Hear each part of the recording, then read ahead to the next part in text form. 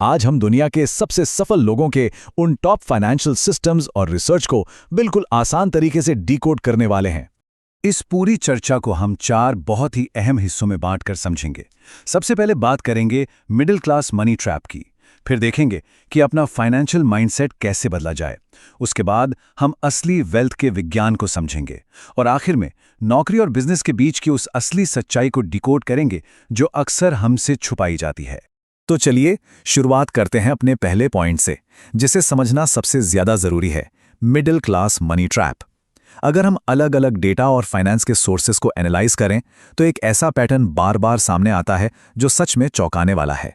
और वो पैटर्न इस एक नंबर में छिपा है, 90%। जी हाँ, द साइकोलॉजी ऑफ मनी और ऐसे ही कई बेहतरीन फाइनेंशियल एनालिसिस से एक बहुत कड़वा सच निकल कर आता है कि 90% लोग अपने पैसों को सही ढंग से मैनेज करने में बुरी तरह फेल हो जाते हैं। जरा सोचिए, ये कितना बड़ा फेलियर रेट है। अब यहाँ सबसे बड़ा सवाल ये उठता है कि आखिर इतने सारे लोग पैसे के मामले में फेल क्यों हो जाते हैं? क्या वे लोग मेहनत नहीं करते? ऐसा बिल्कुल नहीं है। दिन रात पसीना बहाने वाले लोग भी इस लिस्ट में शामिल हैं। दरअसल ये फेलियर कड़ी मेहनत की कमी का नतीजा नहीं है, बल्कि ये फाइनेंशियल साइकोलॉजी और सिस्टम की समझ न होने का नतीजा है। और यहीं से जन्म होता है मिडिल क्लास ट्रैप का। ये एक ऐसा जाल है, एक ऐसा सिस्टमिक साइकिल है जहां इंसान अपनी पूरी जिंदगी सिर्फ अपनी एक्टिव इनकम पर टिका रहता है। लोग ताउम्र सिर्फ अपने खर्चों और लाइफस्टाइल को मेंटेन करने के लिए अपने समय को पैसे से बदलते रहते हैं। आप काम करते हैं, खर्च करते हैं और फिर काम करते हैं, लेकिन असली वेल्थ कभी नहीं बन पाती।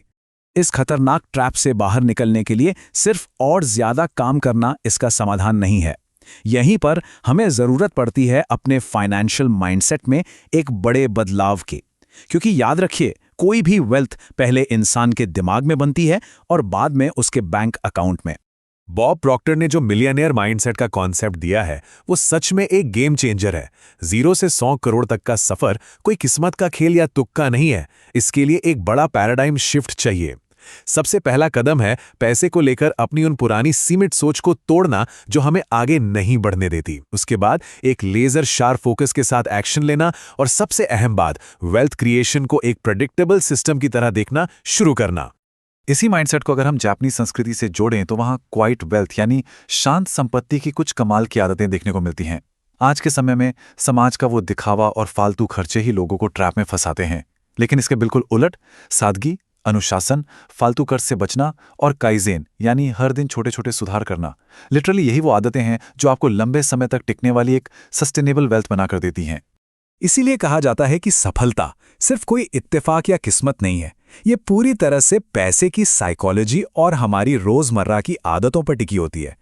अमीर बनना और उसे बरकरार रखना, ये सब एक साइकोलॉजिकल गेम है। आप खुद सोचिए, हर छोटी आदत धीरे धीरे जुड़कर ही तो बड़े नतीजे देती है। अब जब हमने माइंडसेट को समझ लिया है तो चलिए उस मैकेनिक्स की बात करते हैं जो असल में काम करती है, यानी असली वेल्थ का विज्ञान और वो रणनीतियां जिन्हें दुनिया के सबसे बड़े फाइनेंशियल दिग्गज इस्तेमाल करते हैं। दुनिया के सबसे महान इन्वेस्टर वॉरेन बफे का सबसे बड़ा वेल्थ बिल्डिंग सीक्रेट क्या है? वो है पावर ऑफ कंपाउंडिंग। ये कोई आम ब्याज नहीं है। इसका सीधा सा मतलब है कि आपके पैसे पर जो ब्याज मिला है उस ब्याज पर भी आपको और ब्याज मिलेगा। ये वो ताकत है जो समय के साथ आपके पैसे की ग्रोथ को एक रॉकेट की तरह बूस्ट कर देती है। इसको एक उदाहरण से समझते हैं। एक छोटी सी रकम, मान लीजिए 1 लाख रुपए, एक बड़ी संपत्ति में कैसे बदलती है? इसके 3 बिल्कुल सीधे कदम हैं। पहले अपनी शुरुआती पूंजी जमा करें, उसे किसी अच्छी जगह निवेश करें और फिर सबसे जरूरी और मैजिकल स्टेप, उससे जो भी मुनाफा हो उसे बाहर निकालने के बजाय बार बार री इन्वेस्ट करते रहें। धैर्य और कंपाउंडिंग का यही कॉम्बो 1 लाख को 50 लाख या उससे भी कहीं आगे ले जाता है। और अगर सिस्टम्स की बात हो रही है तो रॉबर्ट कियोसाकी की रिच डैड पुअर डैड के नियम हम कैसे भूल सकते हैं? उनका सीधा सा रूल है कि अमीर लोग पैसे के लिए काम नहीं करते, बल्कि पैसा उनके लिए काम करता है। एसेट वो है जो आपकी जेब में पैसा लाए और लायबिलिटी वो जो जेब से पैसा निकाले। इस छोटे से अंतर को समझना और सिर्फ नेटवर्थ नहीं बल्कि कैश फ्लो पर फोकस करना ही असली फाइनेंशियल आजादी की नींव है। इन चीजों को समझने के बाद इनकम के 2 बिल्कुल अलग रूप हमारे सामने आते हैं। एक तरफ है एक्टिव इनकम, जहां आपको हर वक्त फिजिकली मौजूद रहना पड़ता है। आपका काम रुका तो पैसा आना रुका। और सबसे ज्यादा टैक्स भी यहीं लगता है। लेकिन दूसरी तरफ 24 एसेट्स या पैसिव इनकम का कॉन्सेप्ट है। इसका मतलब है एक ऐसा सिस्टम तैयार करना जो आपके सोते समय भी पैसा बनाता रहे। सच कहूं तो असली फाइनेंशियल फ्रीडम इसी पैसिव इनकम वाले ब्लॉक में बसती है। चलिए अब आते हैं अपने आखिरी हिस्से पर, जो अक्सर सबसे बड़ी बहस का मुद्दा होता है।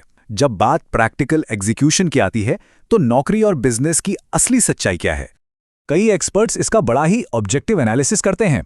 देखिए, नौकरी आपको एक तय सुरक्षा देती है, हर महीने एक फिक्स अमाउंट आता है, लेकिन इसमें आपकी ग्रोथ बहुत लिमिटेड होती है और महंगाई के सामने ये अक्सर कमजोर पड़ जाती है। इसके विपरीत अगर हम बिजनेस को देखें तो शुरुआत में रिस्क बहुत ज्यादा होता है, लेकिन इसमें ग्रोथ की कोई लिमिट नहीं है। यह पूरी तरह से एक सिस्टम बनाने पे फोकस करता है। अगर आपको असली वेल्थ बनानी है तो अक्सर एक सैलरी की सुरक्षा से बाहर कदम रखने की हिम्मत दिखानी ही पड़ती है। लेकिन ये सफर शुरू कैसे होगा? शुरुआत में तो कोई जादुई ट्रिक होती नहीं है। कई बेहतरीन किताबें हमें बताती हैं कि वेल्थ क्रिएशन का पहला फेज कोई फैंसी चीज नहीं है। ये सिर्फ और सिर्फ एग्जीक्यूशन के बारे में है।